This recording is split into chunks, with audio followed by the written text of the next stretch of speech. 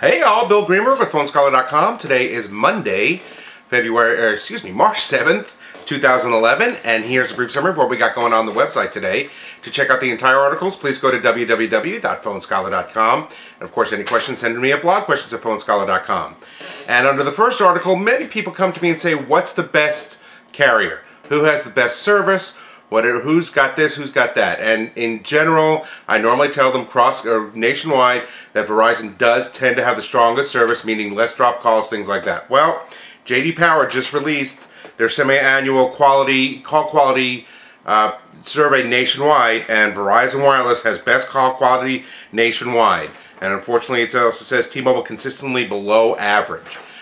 Which out here in Southern California, I actually like T-Mobile second, but not according to the survey.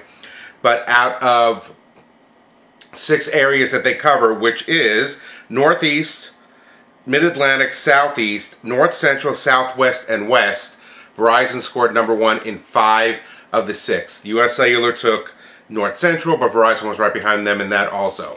And just to let you know, what they do is they judge on 7 issues: drop calls, static or interference, failed call connection on first try, voice distortion, echoes, no immediate voicemail notification, no immediate text message notification.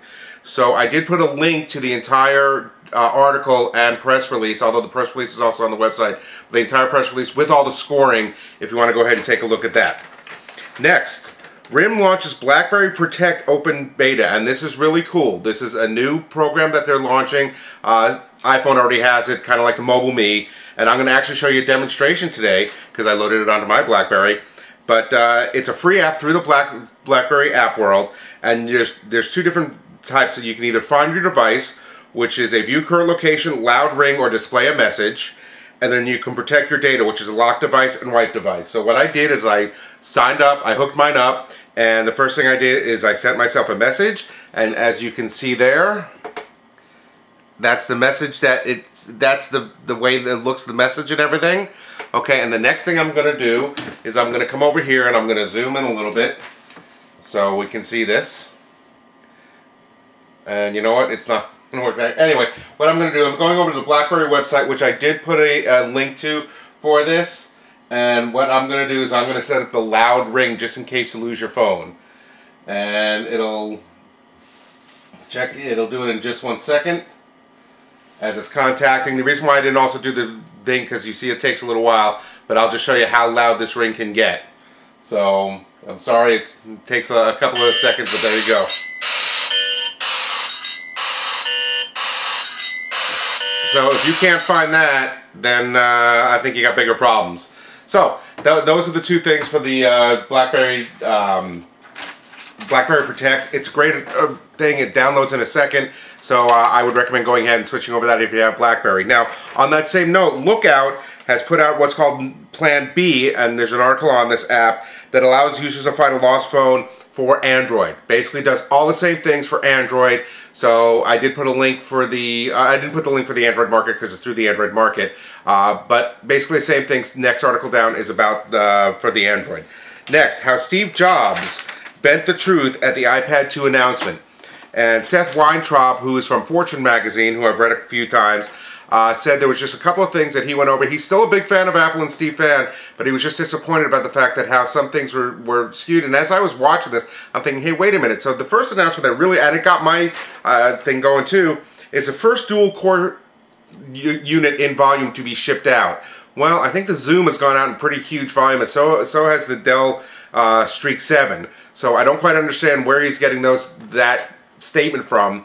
But the next thing was Samsung's Lee Hung Yee was completely misquoted about the going out and the amount of sales and the amount they put on there, and he has the incorrect quote that Steve Jobs put and then the correct quote from Mr. Lee. So go ahead and check that out. And the last thing he said is that Apple owns 90% of the tablet market, which just doesn't quite add up according to Seth. And it's true, because, and the way what he points out is the fact that the Dell Streak has sold 2 million units. The Zoom, I'm sure, sold a ton of units also. There's many $100 tablets out there being sold through Amazon or Walmart already that not well advertised, but I'm saying there's a ton of them.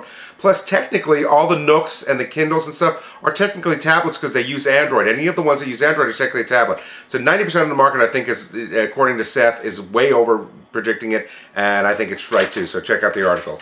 Lastly, I'll go through these quickly. I know I'm getting long. I'm sorry. Under categories, Apple, iPhone, and iPad. MLB At Bat 11 has been announced. It's the same thing as last year, although it did enhance the quality.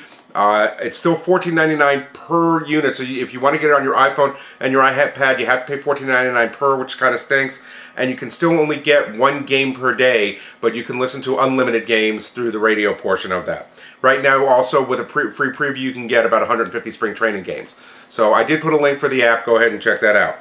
Next on Verizon, Motorola has changed their mind and will upgrade rooted Zooms after all if you send them in, if they can. If they can't get by the routing or get through to the software to be able to upgrade them, then they'll just send it back to you with the 4G modem installed, and you're going to have to take care of it. So my recommendation is if you're going to do that, send it unrooted and then reroute it afterwards. It shouldn't take that long to do that. Next, Verizon targets a midsummer for tiered data plan pricing. What does that mean? The unlimited $30 plan basically is going to go away over the summer. So if you want to get a smartphone with it now, if you get it now, they will grandfather it in for as long as you have the phone until they change it. Now, unfortunately, I know I've been telling everybody, wait till the summer to get these phones. It could get a little dicey. So if you're a huge user, you may have to get a phone early before this hits. So go ahead and read the article and check that out. And lastly, under AT&T iPad, AT&T grandfathers in unlimited iPad. So if you had an unlimited plan on your iPad from before, which not a lot of people got because it was cut off so soon after the original iPad was released, but if you do, you can re-keep it on your new iPad too if you get that. All I got for today. Sorry, a little bit long video, but I hope a lot of good information, and I'll talk to you tomorrow.